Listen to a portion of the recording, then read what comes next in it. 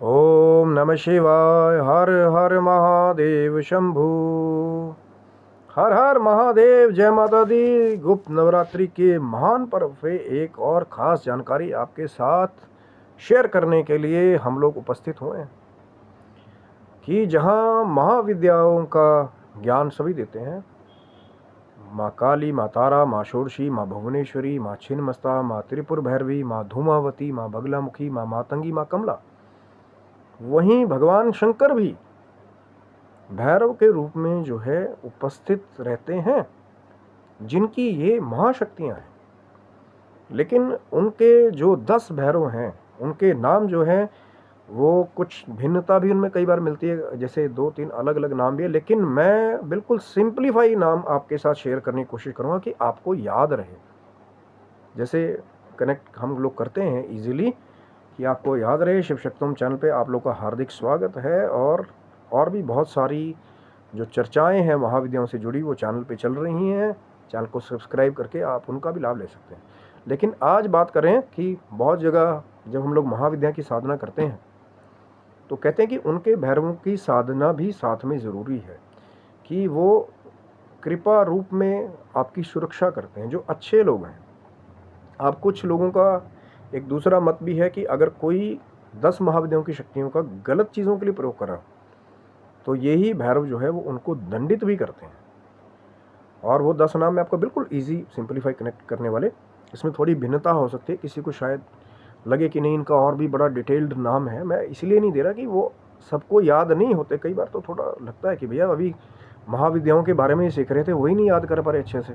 अभी एकदम से जो है भैरव के अलग अलग नाम जो है वो वेरिएशन में भी हैं, मैं वो नहीं कह रहा। जिन्होंने दिया है बहुत अच्छी बात है, लेकिन मैं सिंपलीफाइड तरीके से आज वो जो नाम है, जब हमें जानकारी प्राप्त हुई भक्तजनों से, संतजनों से, बहुत सारे जो अच्छी नॉलेज रखने वाले थे, तो वो मैं आपके साथ आज शेयर कर रहा हूँ कि अब कई जगह एक जानकारी इससे और भी जुड़ी हुई है कि 10 महाविद्याओं के गणपति अलग अलग रूप में, वो एक और विस्तृत चर्चा है। चैनल को सब्सक्राइब रखिएगा, हो सकता है आपके साथ आगे वो भी हम लोग शेयर करने की कोशिश करेंगे। लेकिन आज चर्चा है कि 10 महाविद्याओं के 10 भैरव।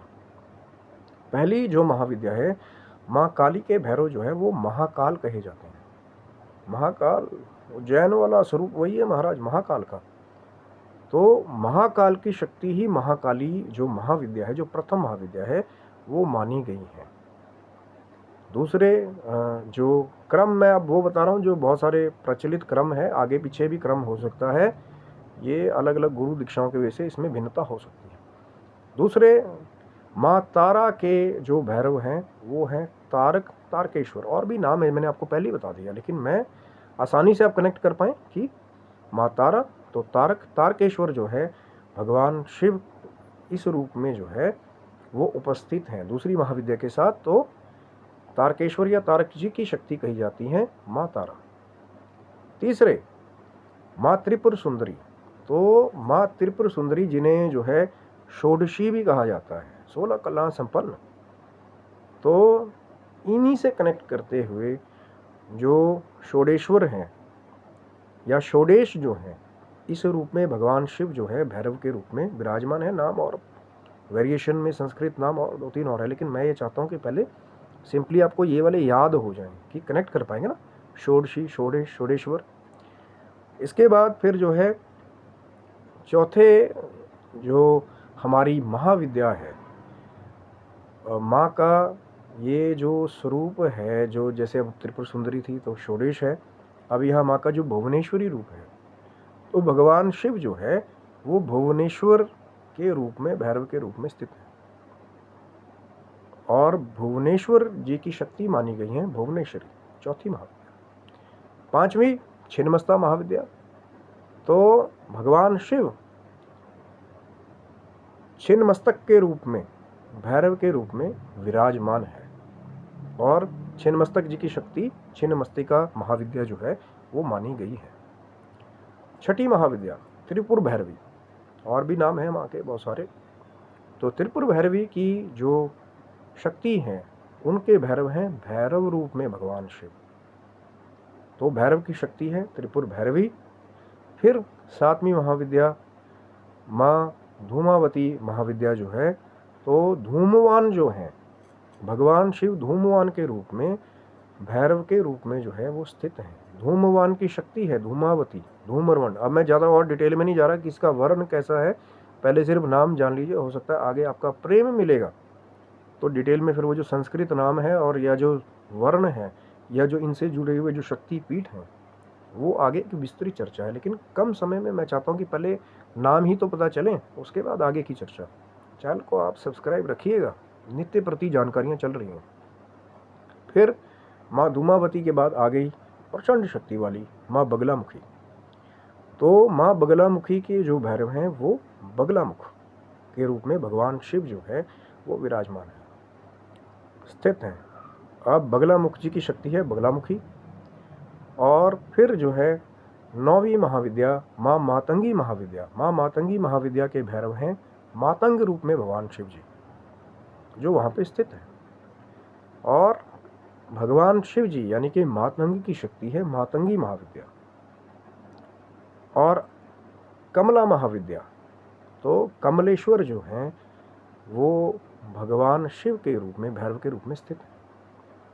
तो कमलेश्वर की शक्ति माँ कमला महाविद्या जो तांत्रिक लक्ष्मी का स्वरूप भी कहा जाता है। अब मैं डिटेल में जो 10 महाविद्याओं के बारे में हमने पहले भी जो है चर्चा की, एक कोशिश शुरू की है कि एक एक दिन जो है एक एक महाविद्या की जानकारी वो भी चैनल पे उपलब्ध है। शिव शक्तोहम पे जाकर के आप वो भी जानकारी चेक कर सकते हैं जो एक डिटेल हम लोगों ने वहाँ भी चर्चा मर्यादा में रह करके सात्विक रूप में करने की कोशिश की है कि सात्विक प्रारूप क्या है।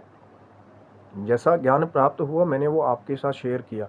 अब इसमें जो विस्तृत ज्ञान रखने वाले हैं वो ये भी कह सकते हैं कि यार क्या कम बताया यार, संस्कृत नाम भी तो हैं आगे। लेकिन ये मैंने उन लोगों के लिए किया है जो सिंपली उसको याद कर पाएँ पहली बार में। अब कई बार ऐसा होता है कि नया नया साधक आया, 10 महाविद्याओं के बारे में अभी वो याद ही कर रहा है कि 10 कौन सी हैं, क्या क्रम है जान रहा है, फिर एकदम से कोई दूसरा आ जाए कि भैया भैरव भी होते हैं। क्योंकि जहाँ शक्ति है वहाँ शिव है, जहाँ भैरवी रूप में माँ है वहाँ भैरव रूप में शिव है, जहाँ कमला रूप में माँ है वहाँ कमलेश्वर रूप में शिव है।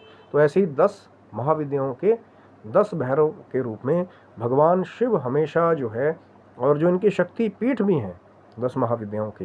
तभी मैंने कहा विस्तृत जानकारी है भैया, चैनल को सब्सक्राइब रखिए, हो सकता है आपका प्रेम मिलेगा तो अगला वीडियो वही हो कि जहाँ माँ शक्ति के शक्तिपीठ विराजमान है वहाँ अलग अलग भैरव जो है उनकी नियुक्ति भगवान शिव के रूप में पहले से ही है, जो वहाँ की रक्षा भी करते हैं, भक्तों की भी रक्षा करते हैं, भक्तों को आशीर्वाद देने वाले हैं, भक्तों को फल देने वाले हैं। ये सब कृपा जो है महादेव की और महादेवी का सम्मिलित स्वरूप है। ये शिव और शक्ति का रहस्य है जिसे आज तक अचूकता से कोई नहीं भेद पाया।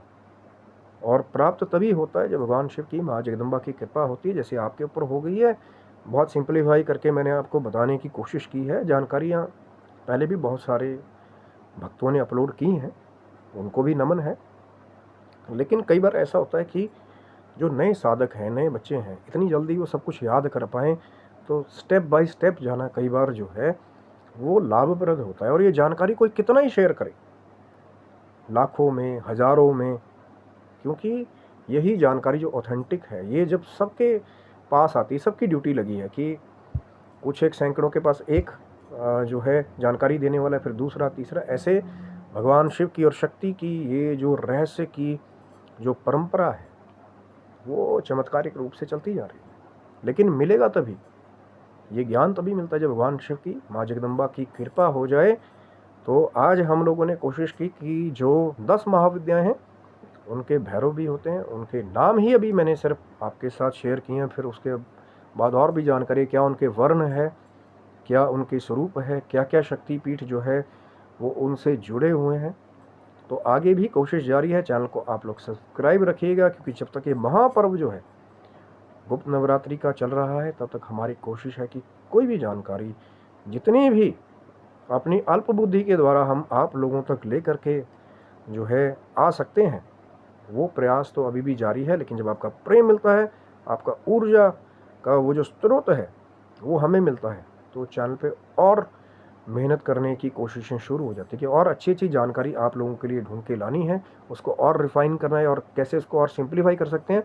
तो कमेंट बॉक्स में आप हमें भी वो सजेस्ट भी कर सकते हैं कि अगर आप चाहते हैं कि कोई वीडियो हम आपके लिए, कोई प्रश्न आपका हो, जितना ज्ञान भगवान शिव की माँ जगदम्बा की कृपा से हमारे पास होगा, अपनी अल्प बुद्धि के द्वारा लगेगा आपका भाव है, तो फिर आपके प्रश्न का उत्तर देने की कोशिश जो है वो हमेशा करते हैं।